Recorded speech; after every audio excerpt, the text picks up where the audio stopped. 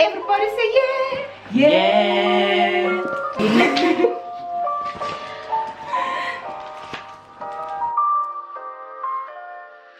The first thing I'd like you guys to do is say your names and how you identify if you're comfortable and your favorite thing about the friend sitting next to you.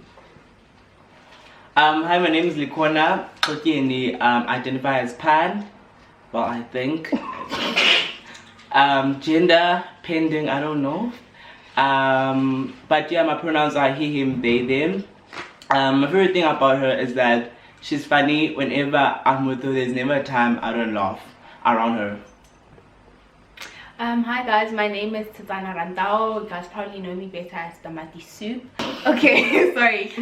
So my pronouns are her, she, they, them, and I identify as pansexual. What you like about me, Haibo? Oh, yes. What I like about Likona is that he's always willing to try new things. So like, he doesn't shy away from trying out new things. So it's always inspiring to see him flourish in different aspects of his life in that regard. Okay, thank you. And the first thing that comes to mind when you think about Likona T? The first thing that comes to fashion, it's definitely like style. Kila wana mutahahote unali drip. Koro utamaka drip man ha short, hanke ba short.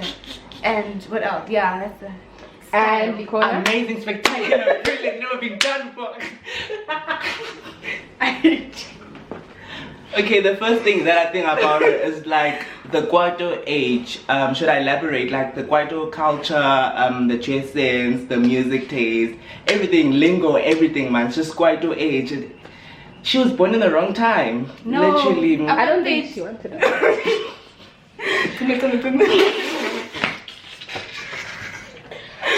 Same. So the next question is, how long have you known each other and how long have you been friends? It's almost a year. Like we've known each other through like Twitter. yeah, and then we met. Okay, wait. We basically met through each other Revo. through Revo. And then she was interacting with him on the time, and I was like, oh my god, she's so cool. And then I followed her. I remember following her. I'm like, oh my gosh, she's so cool. She had a pinned tweet of you were wearing this white. Which one? You were wearing the white, the beige. suit. Yeah. Oh, I was like, Kelly. I'll see. This was before. This was last year before I moved to Joburg. So. I was like, she's so cool, you know, and I'm very specific with the people I follow or I follow back on my socials. So I was like, oh, she's so cool, and then I decided to follow her, and then we started interacting because they were friends, and like she's my best friend, so I always steal some friends from her. So yeah, and then we met basically through her. Yeah. So we met for the first time like this year. Ne? Yeah, April. In the beginning of the year. It was April. March. It was March when my we had housewarming. Housewarming, yeah. You should have seen how excited we are to meet each other. Guys, he was so excited. He literally ran down all the way. Like, he was so excited. I saw him from the gate, right? So like, okay, let me not give the logistics because people just cut me. I live on the 3rd floor. She lives on the 3rd floor. So then he was so excited. He was literally almost over the balcony, guys. And then when I came here, and I was so nervous to meet because I don't like meeting new people. But he was like so excited. I was like, and then 10 minutes later, he was sleeping.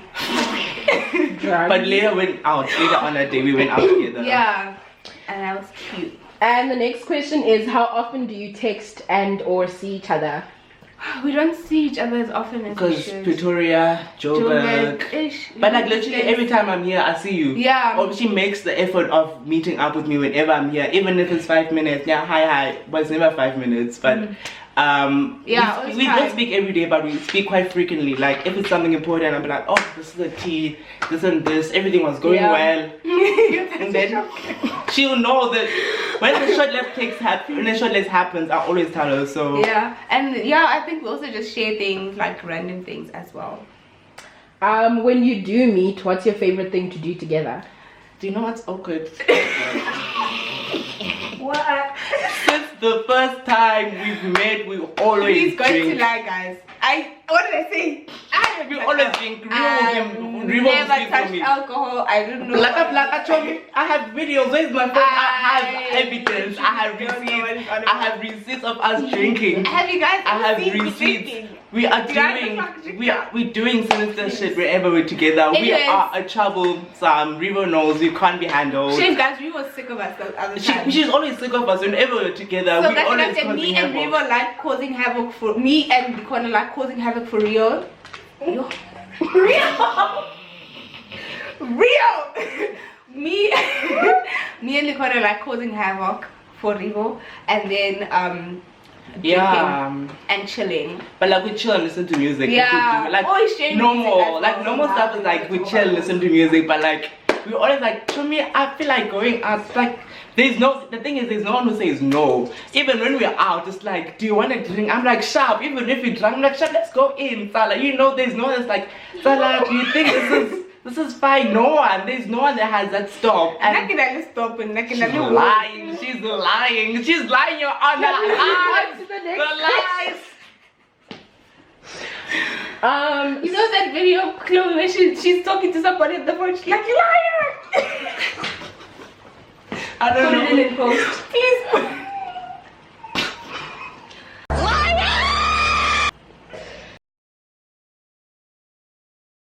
Was your friendship built more on common interests or on you two being queer and your lived experiences that come with being queer? Can I answer that? Actually, Okay, guys, I like that. so when I befriended her, I never knew she was actually queer, so it was never a thing of based out of a friendship was based on queerness. It was more of we Common interest. Yeah, but then obviously you grew more. The more common things you find about yourself, the more things we found common between each other, more tighter we became. the more we grew. So also it's weird because most of like my queer friends, most of the time I never know that they are actually queer. I just befriend them out of the interest, and then they're like, oh hi, kitty gay. At a later stage. So yeah. The next question is, do you feel safer or more comfortable around each other because you're queer? And how does this friendship differ from your friendship, let's say, with non-queer people? Do you want to answer that first? Because I feel like I've been driving. I mean, I don't boat. mind. Drive the boat. Okay. So I feel like it's definitely like a safer space for me to be like, just like breathe, because I don't feel like I need to, mute any parts of myself, let's say that. And yeah, it differs in some ways, because you can speak about things more honestly with your queer friends than you would with your cishet friends, because sometimes just the lived experience is a bit different. In context, specifically her, she identifies as pan, right? And I'm also pan. And like I've not necessarily that I struggle, because like both my best friends have said they pan before anything I said, so that I struggle. But like finding representation or finding a lot of people that identify as pan in the community is kind of hard. So when she said she was pan, I'm like, oh, so it made things easier and it made things safer for me, because it's like they kind of relate in terms of, because even in the community you kind of feel like invalidated in terms like if you're a pan or a non-binary or ace person, because most of the time, even when they mention the LGBT community, they never mention pan. They always forget, or you have to explain, well, what's pansexuality? People will just straight up tell you that it doesn't exist. They're like, no, you're basically bisexual or what, we're always invalidated. So having a friend that identifies as what I identify as makes things easier, because it's like, as you said, you don't have to mute or restrict yourself, because although I'm not necessarily openly queer, but I'm just like, I'm myself. But it's like, with my straight friends, there's some limitations where I can't say certain things, I can't act a certain way, out of fear, out of, it's a natural safety mechanism kind of thing, where it's like a preventive measure that I don't know how they react. You never know, I'm sorry guys, but you never know how straight people react. You don't know, those people, so some people just surprise you sometimes, so you just have to be safe. Not be surprised. Whereas with queer friends, not just her, it's like you openly yourself, you don't have to think 5 times about, okay, I have to act a certain way, because it's just like whatever we're doing, the gays. The gay. The next question is, do you think queer friendships are more intimate or open than those you've had with non-queers, and why or how? Yes. Okay, so based on my experience, like towards 2015, 2016, I had like, breakdown basically. Life was just, everything was going. So, and like the first people that like noticed the signs and the symptoms were my queer friends. And at that time, I never knew that they were queer, obviously, but it's like, looking at it, was only my queer friends that knew what to say. I mean, it was not even necessarily out of the thing of queerness, it was just like they knew what to say, they knew how to react. I knew that I could confide in them. So my friend, in terms of me now, like for me personally, in terms of opening up and sharing and intimacy, I'm more intimate and more open to my queer friends, because we like amongst my queer friends, and it's not that in the squad, I like individually, all my queer friends have opened a space for us to share, to be open, to do whatever we want. So yeah, for me personally, it's like, yeah, it's more intimate, you know what I'm saying? I also feel like there's a space for intimacy and like without the weirdness, if in a sense, like, you know, people always speak about like very, very weird situations. I know what you mean. Where I don't know how to, I can't even give Can an I put it in an example? Like, you can try. I know with Rivo, I can sleep in the same bed as her and cuddle and kiss her, and there's no weirdness after like that. romantic it's not connotations. like, yeah, it's like really platonic, but it's like still intimate, and people don't like. I feel like my queer relationships are more. There's more platonic intimacy. There's unsaid rules. Like it's like I know that I can go and cuddle or hug or kiss whatever. And they will know that it's nothing romantic. Whereas if I were to do it with a straight friend, then would be like, I'm not about the gay shit, my nigga. You know what I'm saying? Or even before I do anything, like even if I do anything intimate, I have to say no homo, bro, kind of thing. You know what I'm saying? Okay. Yes, this is very, very platonic. And I also feel like in general the communication is way better. Obviously you have to set boundaries with any friendship, like to have clear communication. But I feel like the communication is always more open and it's more natural. Like there isn't you don't have to that elaborate much of a and tug explain when you're in a queer friendship, I feel. So the next question is, how do you feel about allies, and how can they be better friends and allies?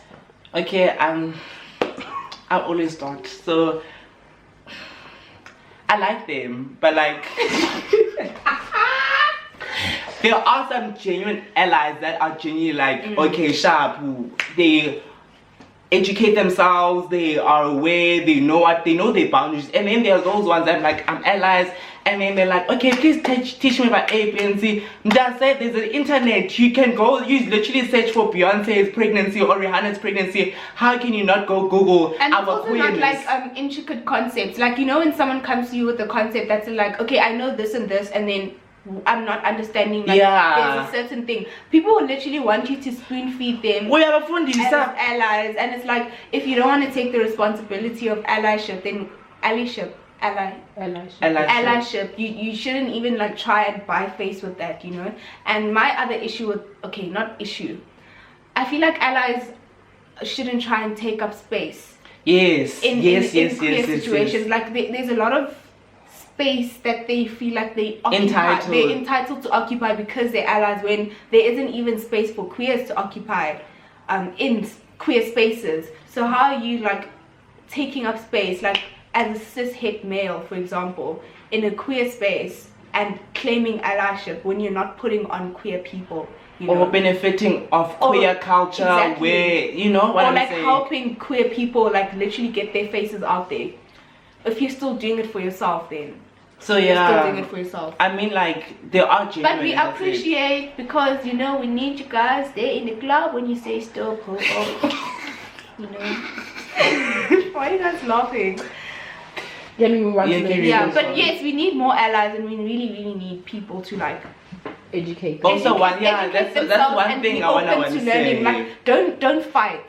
Because it's like there's so much. Because it's if like, that makes sense. with like, the allies I've met, they've boxed themselves into, okay, it's lesbian, gay, sexual, etc. And then now it's gonna be like, oh, what's pansexuality? What's a gender non-conforming person? That's not like, that doesn't exist. You know, I don't want you to say that or invalidate me and my identity when I'm trying to tell you about it. And don't claim allyship under the guise of, don't come to me under the guise of allyship and then like trying to invalidate me as well, because people like doing that often. Or they're like, this sounds very negative towards allies. Love you guys though. Mwah. We really love you, but it's like it's something that has to be said. Yeah. And I'm sorry, I'll be bad guy Chanley and start the conversation, sadly. The next question is, how do you deal with and help your friends deal with the personal and general hate that queers get from family, friends, and media? Triggered. Honestly, guys, also like you know when you're not like openly like, hey, I'm gay, and like people will like make really weird comments. Yeah. Or like within your family circle, and you can't really say anything because you're like, no man, that doesn't sound. Yeah, you know, But then and you also, can't like, really be like, yeah. guys, this is wrong of you. So it's So like, I also like, don't know how I would like when your friends come to you with that. You also usually don't know how to react. You just like have to offer them comfort and be like, yo bro, same. But like you can't really be like, that is this true. is the plan of action, because it's not always a realistic thing to enact. As his friends, as his queer friends, to be particular, I'm the chosen family, and we've opened amongst my friendships. I've opened a circle where I'm like, I'm your friend. I'm that person where if you can't confide to your mother, but it's something that would need her, but you can't confide to her because you're queer or it's a queer issue, I would be that person where it's like, okay, Mdase, I need A, B, and C. Can you? Because I've created basically a circle or a space for my friends where I'm chosen family. That in terms of if they're getting if they need anything basically that their family can't provide for them, I'm there, because that's the only thing I can particularly do, because there's only so much you can do as a person, because you know. Did we answer the question? Yes, you did. Thank you. The next question, going off on that, is, do you let people know that you're queer, or do you let them assume? This would be in spaces where you kind of do feel safe, like if you say you went to a bar where a lot of queers hang out. Oh yes. I mute my queerness in straight spaces because I genuinely don't know how straight people will react. I've said this, I will say this again. Really, guys, it sounds like a joke, but it's scary. Straight people, this one time, actually we was here in Pretoria, this one time we went out to groove, and then they were attacking a person who was in front of us, and then the bottle hit me. So in my first instinct, right, I'm being attacked for being queer. That's the first thing that came into mind. So as a queer person, you never know how people react, you never know what they will do or what they will say. But with that being said, in queer spaces, in safe spaces, I'm openly queer. I will vogue, I will do that, you know, I will dress a bit feminine. I'm not hyper femme, but I'll dress a bit feminine, because I feel like that's the only space where I can show my queerness, and it's like there's no reason to be hiding my queerness amongst people that are in my community, you know. A few years ago I would have hidden it because it's a matter of, it was internalized homophobia, but it's just like, life is short, you're queer dog, there's nothing you can do about it.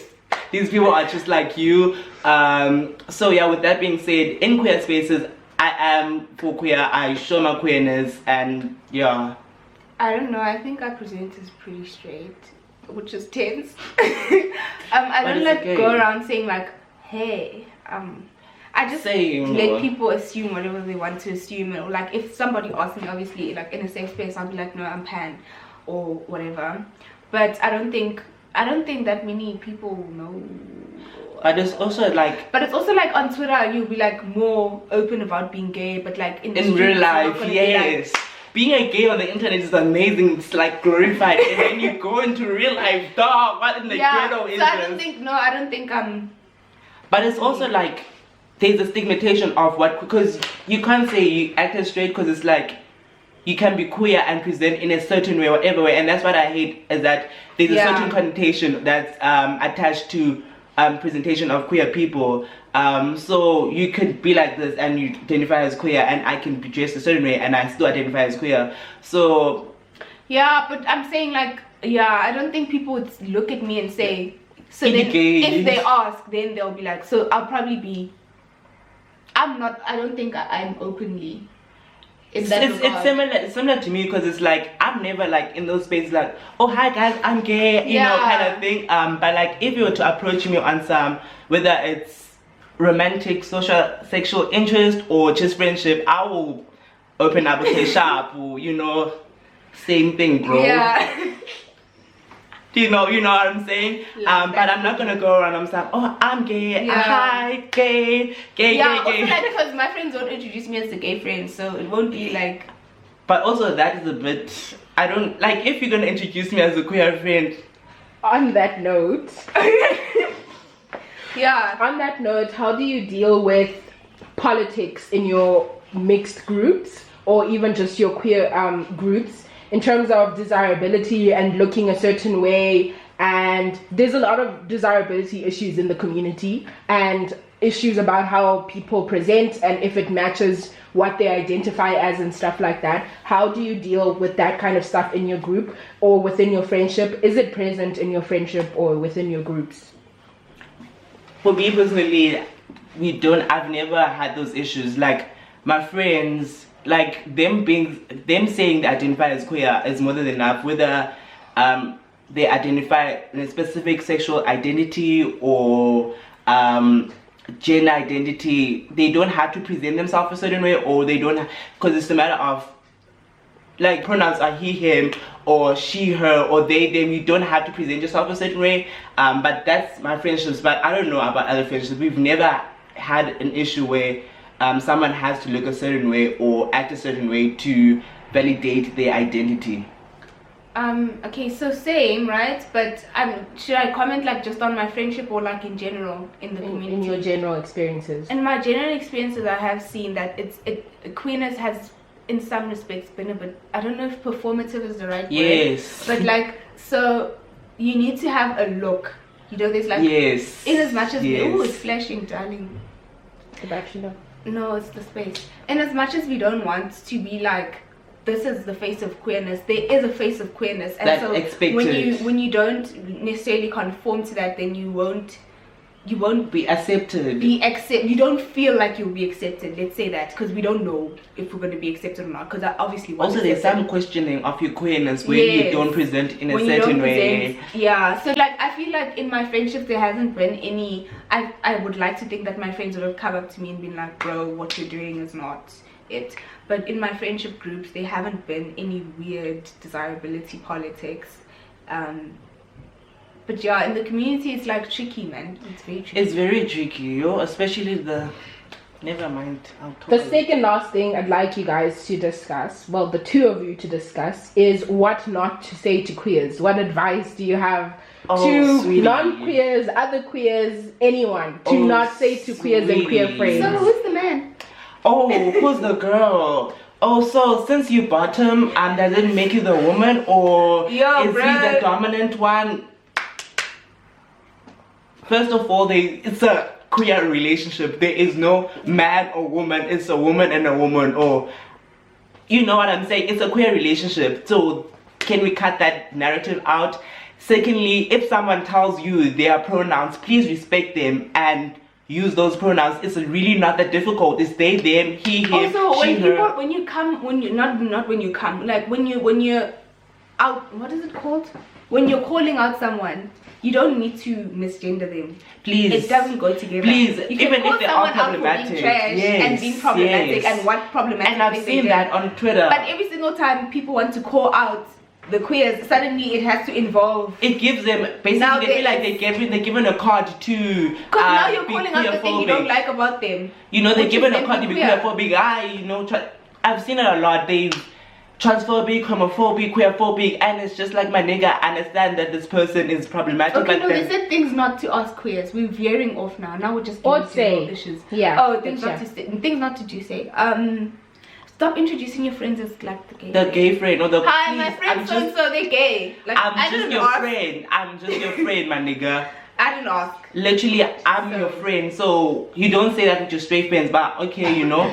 Yeah, guys, also, funny, the straight one. Also, like, if you suspect someone is Really? queer, please don't be asking if they are queer unless they open up to you, because sometimes they don't know what the the identity. relationship that you have with them. Sometimes they don't know the identity. Sometimes they're struggling with the identity. So you asking them is kind of like a trigger. Unless they open up to you on some, okay, I'm queer, or they present as queer to you. That's when you are kind of have that platform to not necessarily ask the questions, but you get what I'm trying to say.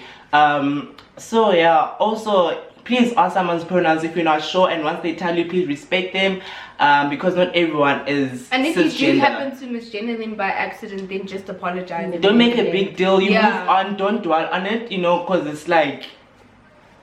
Then the last thing I'd like you guys to talk about, I keep saying guys, the last thing I would like you to talk about is your favorite thing about the community. It can be 1, 2, 5, 10.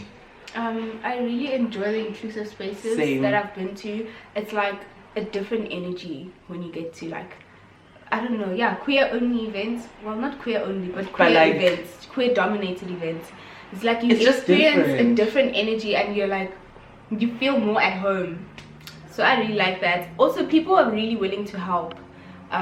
People really do reach out and try and help when they see you're struggling, or when you feel like you're unsettled about something. So I've found a sense of comfort and community in that regard.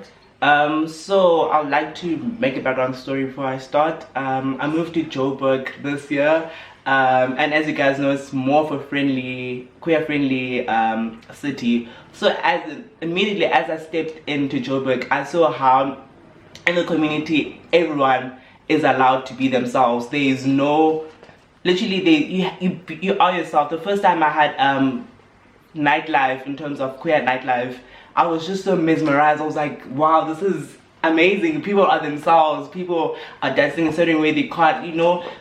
People, same-sex people are kissing in the club, and I've never experienced that before. I'm like, oh wow, you know. I like how the queers are the culture. Any culture comes from queers. Yeah, on that creative note, culture, fashion, everything, everything. All Fashion. queers are carrying everything by their bags. But yeah, with that being said, the queers they have that impact, you know, whether they're giving that recognition or not. They're the starters, they're the innovators, they're the people that shake things up, and you know that they normalize everything. I mean, straight chins now can wear black nail polish, And I feel like you just feel.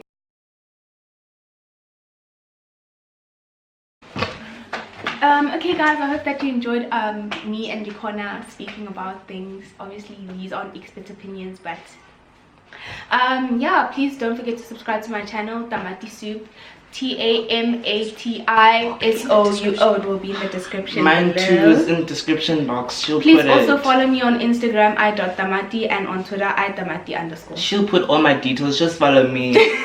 Just follow me. She knows that. Yeah, and we really enjoyed being on Nico's channel.